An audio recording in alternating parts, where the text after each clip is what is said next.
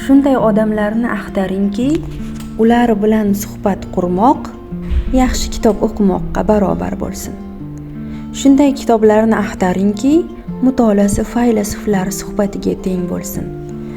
Urgut tuman axborot kutubxona markazida kutilmagan kitobxon tavsiyasi loyihasida avvalgi dasturimizning mehmoni kitobxoni 8-sinf o'quvchisi Halimova Fotimadan Barbara Auklning Raqamlar uchun yaralgan idrok asari haqida qisqacha va mazmunli tinglagan edik.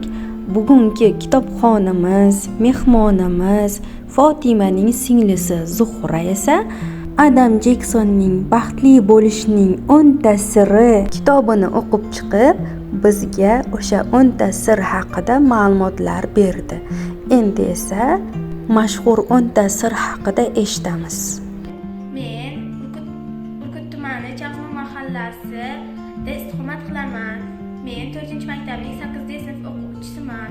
Ismim Halimova Zuhra. Men Urgut axborot kutubxonasiga kelib, Adam Jeksonning kitoblarini olib o'qidim. Bu kitoblar juda zo'r. Birinchi bo'lib Baxtli bo'lishning 10 tasini o'qidim. Undan tashqari Adam Jeksonning Boy bo'lishning 10 ta siri, Muhabbatning 10 ta siri kabi kitoblar ham bor.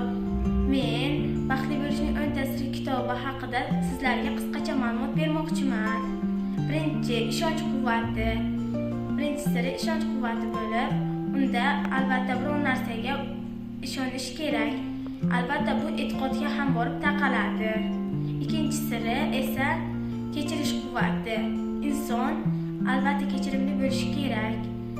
Har bir inson kechirmasa agar birovni, lekin undan o'zi ozor chekadi, birov emas, shuni bilish shart. Uchinchisi hazm-toba quvvati. Hazillar depressiya, stressni yengishga yordam beradi. To'rtinchisi maqsad quvvati. Har bir inson uyg'onishi uchun kerak albatta shart maqsad. Siz uyg'onib bo'lmaydi. Beshinchisi tana quvvati bo'lib, tana quvvati albatta sport bilan. Inson kuniga 1 soat jismoniy mashqlar bilan toza havoda bo'lishi shart. Yettinchisi hadya quvvati. Inson biror narsani albatta hadya qilish kerak. Inson biron kimga hadya qilsa, u odam xursand bo'ladi. Bu o'rinda o'zi ham xursand bo'ladi.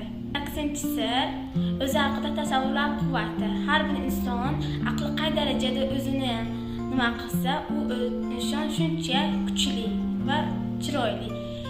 Inson o'ziga uchta savol berishi kerak. Men qanday chiroyliman, men qanday zo'r jihatlarim bor kabi savollarni berish kerak.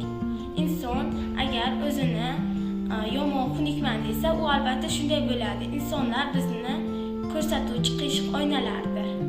9-si lahza quvvati. Inson yomon xotiralar bo'lsa ham undan yaxshi lahzalarni terib olib, ular bilan yashash kerak.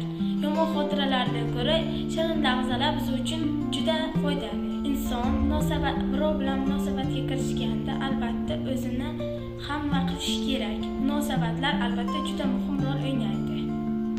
10-si munosabatlar quvvati. Inson munosabatlarsiz yasholmaydi. Har bir inson bilan albatta munosabat qilish kerak.